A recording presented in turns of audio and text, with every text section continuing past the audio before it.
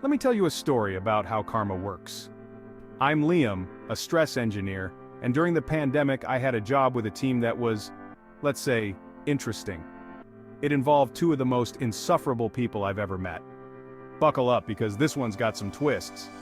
So, my contract didn't get renewed, likely thanks to this guy, Chris.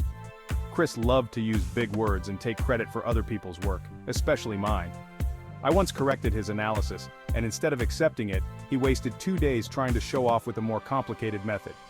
Guess who took the credit in front of the client? Yep, Chris. Months later, I'm broke, working warehouse shifts and my phone rings. It's my former boss, Dan, who didn't even bother to check in when I lost my job. Dan casually asks for my old analysis files because apparently the client lost them. I was livid. This guy, who hadn't said a word to me in months, suddenly needs my help. I told him sure, I'll send them, knowing they were old, outdated files. What Dan didn't know was that I'd written code to summarize the data quickly. Without that code, he'd have to manually sift through 40 files. Enjoy, Dan. Oh, and tell Chris I said hi. He's exactly where he belongs.